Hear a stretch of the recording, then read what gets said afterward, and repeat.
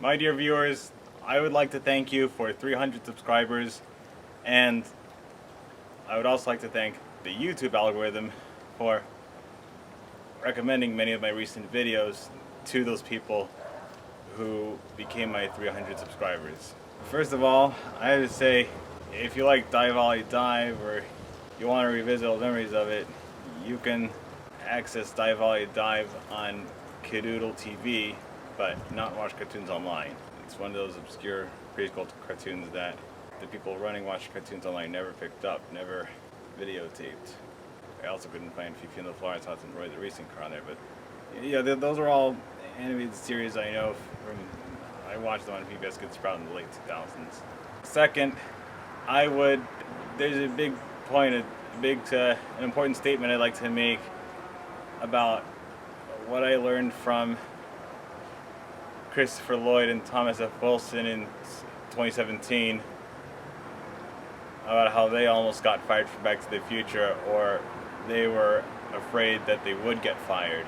I mean, they probably never filmed any scenes to see Thomas Howell, the first Marty McFly, because as far as I know, from what I heard, his 2 weeks of filming were only done with Leah Thompson and Crispin Glover. However, Eric Stoltz had 6 weeks of scenes filmed with Leah Thompson, Crispin Glover, Thomas F. Wilson, Christopher Lloyd, Casey Masco, J.J. Cohen, and Billy Zane, and a few other actors with small parts who were also present. And the point I'm trying to make here is, yeah, Christopher Lloyd and Thomas F. Wilson were afraid of being fired because they were worried about getting their scenes with Eric Stoltz wrong. Thomas F. Wilson doesn't have a million production stories.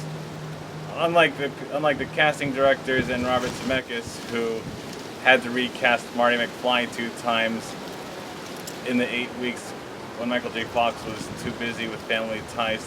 Yeah, unlike those casting directors, Thomas F. Wilson doesn't have a million interesting production stories to share with us on Back to the Future, which is why it means so much for him to share this one great production story with us. And, so everyone says, oh, there must have been funny Back to the Future stories. You must have a million of them. I really don't have many, because I was really trying to memorize my lines, not make mistakes, do a good job, not bump into anyone so that it would be great. You mean you're gonna go touch her on her... No, George. Look, it's just an act, right? He doesn't remember much about Back to the Future's production because his only focus was not messing up his lines and physicality for playing Biff Tannen.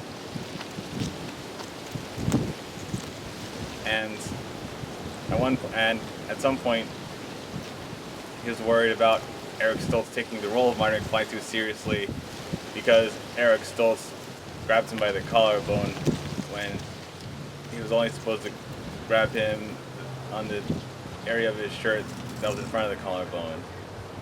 Thomas F. Wilson had to take a long drive to one of Back to the Future's executive producers, and Thomas F. Wilson was afraid he was going to be fired.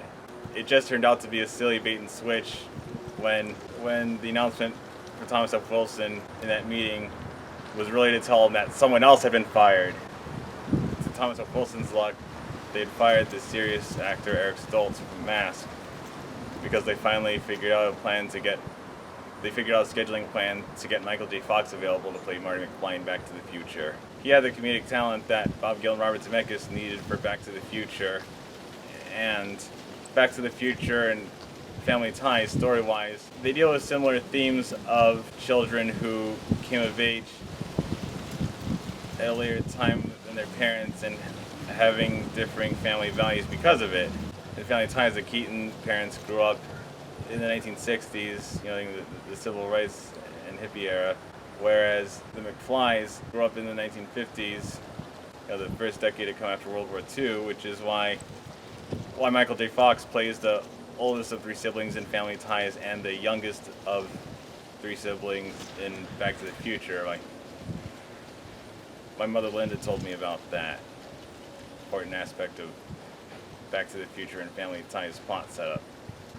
But the main reason why I'm discussing this in this video is because Christopher Lloyd and Thomas F. Wilson were worried about how replacing C. Thomas Howell and Eric Stoltz with Michael J. Fox would affect how differently they may play off of Marty McFly, but it actually worked out pretty well for them because, well, think of it this way. Christopher Lloyd and Thomas F. Wilson were worried about getting fired the whole time before they learned Eric Stoltz was being fired instead of them. Most of that nervousness that they had about messing up their lines next to Eric Stoltz was probably mitigated when they got to redo the same scenes with Michael J. Fox, because if there's something about their performance that they feel they didn't get right the first time with Eric Stoltz, redoing those same scenes with Michael J. Fox has given them a second chance that up-and-coming actors playing main characters in movies rarely get to have. If they think they got their performance with Eric Stoltz wrong, a rare opportunity has been granted to them to do a better job the second time around with Michael J. Fox playing Marty McFly. So, if I face the same situation that Christopher Lloyd, Thomas F. Wilson, Casey Siamasco, Jeffrey J. Cohen, or Billy Zane had faced in late 1984 and early 1985 of redoing the same scenes with a different lead actor playing the main character to whom my character is talking,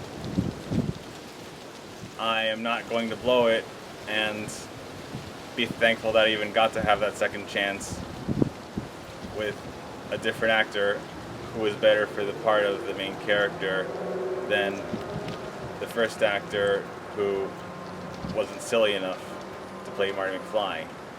But for posterity reasons, I do think it's very cool that Kristen Kaufman and Crispin Glover both got to meet Michael J. Fox in one episode of Family Ties that they had before Back to the Future, because Kristen Kaufman played one of Jennifer Keaton's friends and Crispin Glover played one of Alex Keaton's friends. I'm glad they got to work with Michael J. Fox once before in one episode of Family Ties before having a much bigger part with him in Back to the Future. Tracy had heard of me, but hadn't met me. I hadn't seen any of my work. And I knew she was a theater actress from New York, so I was like this hack comedic guy from LA. And I doubt that you're a hack. Please. I'm going to be a lot of pressure, but she was great. And then Tracy Pollan enjoyed Michael J. Fox's performance of Marty McFly in Back to the Future so much that she signed up to play his girlfriend, Ellen, in season 4, the first season of Family Ties to be made. The next season of Family Ties to be made after Back to the Future was completed. After the first Back to the Future film was completed, because that was filmed simultaneously with Family Ties' third season. And so Back to the Future had just come out, and I thought, well, I better go watch it. So I went by myself. I sat down at the theater on 86th Street, and I saw it, and I thought, oh, this guy actually, maybe has a future. So Kind of cool how much Family Ties and Back to the Future have in common with one another. The time capsule of the 80s.